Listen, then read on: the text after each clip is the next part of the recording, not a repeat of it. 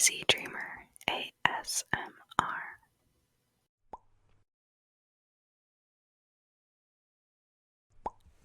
Good evening, everyone. My name is Dizzy Dreamer ASMR. Welcome back to my ASMR channel. Tonight I'm going to be talking about more Coraline movie theories and hidden details in honor of the movie's pre-release. So, this will be a shorter video because I've been pretty busy this week finalizing my thesis, but I'm very excited because I'm going to be watching this movie in theaters tonight. I am super excited about it because, as we all know by now, it's one of my favorite movies ever. So let's get straight into the theories and hidden details. The first theory is that the other mother actually wins in the end. So this theory says that the well that Coraline finds is actually a portal to the other world, because Wybie says if you fall in and look up, you'll see a sky full of stars in the middle of the day. And as we all know, in the other world, the sky is always starry. There is never daylight. It is always nighttime. When Coraline goes to drop the key into the well and gets attacked by the hand, eventually the hand gets smashed. The other mother's hand gets smashed by a rock that Wybie throws, and they end up throwing the broken hand and the key together into the well. So essentially, Coraline is actually giving the other mother the key and sending her back to her own world with the key at the same time. I think that this theory is really interesting and very plausible. It makes a lot of sense because I don't think what Wybie's saying, you'll look up and see a sky full of stars in the middle of the day. I don't think that's a one-off. I think it was very intentionally put there. So definitely something to think about. Another theory is that Coraline never escaped the other world. And this is theorized because, for number one, she has to physically enter the other world through the little door in order to get there.